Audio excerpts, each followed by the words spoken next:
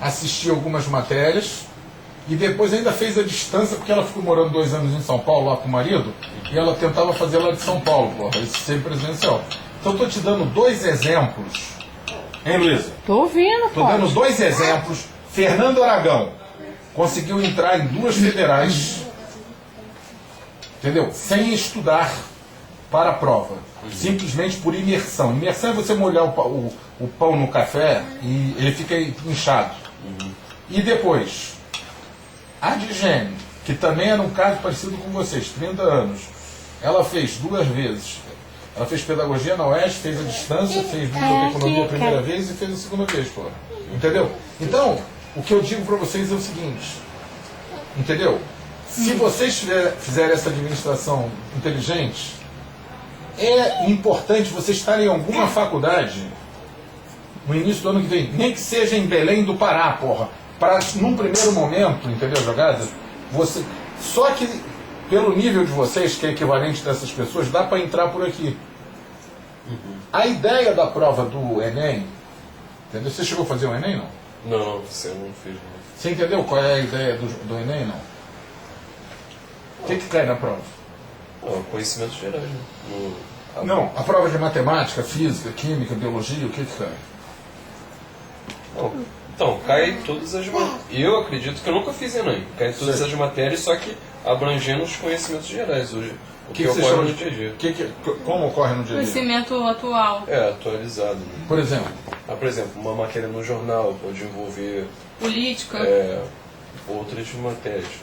Por exemplo, não sei, química, física. Envolvendo as Eu não sei se eu... questões devem ser envolvendo, tipo, química envolve alguma atualidade.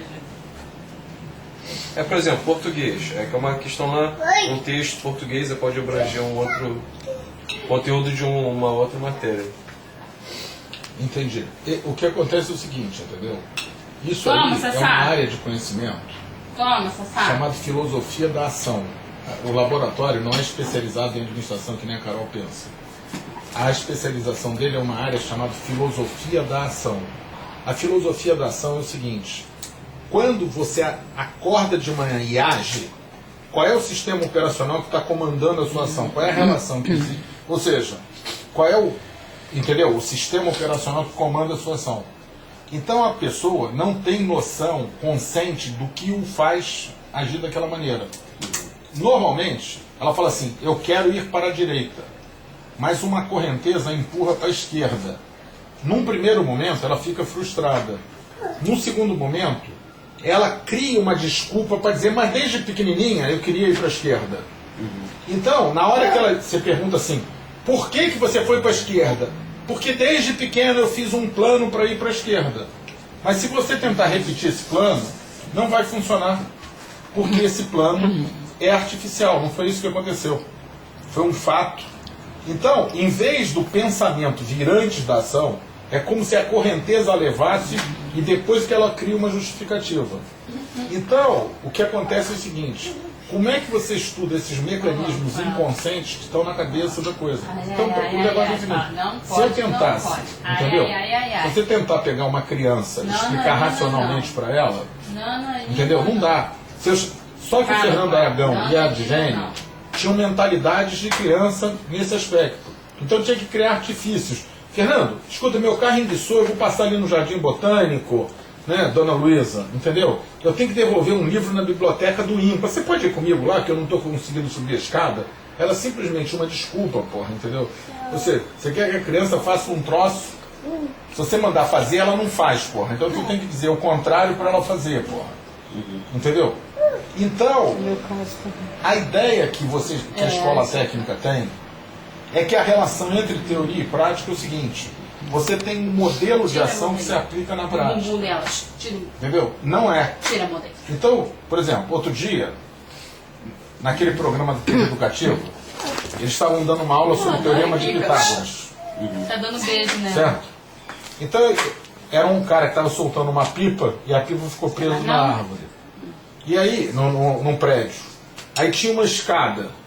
Aí, ele queria calcular qual era a altura, sabendo, entendeu? O comprimento da escada e a sombra, porra. Aí o cara falava, para calcular essa altura, teorema de Pitágoras. Mas ninguém na prática, para pegar uma pipa em cima do... vai fazer esse tipo de raciocínio. Hein? Hipotenusa. Não vai fazer. Se eu não quiser Na mais, eu dou pra verdade, Kika. a teoria entra para ensinar você a ter dúvida, saber perguntar, não para saber responder. Então, um caso bastante interessante, entre outros, é o caso daquele avião que caiu em Congonhas e explodiu. Certo? Bateu na pista. Bum. Como foi o assunto de comoção nacional? Começou uma discussão. Você tem o poder executivo, legislativo e judiciário. Mas o quarto poder é a mídia. Eu não estou em Brasília para saber o que está rolando, então eu preciso da mídia para ela me dizer o que está acontecendo.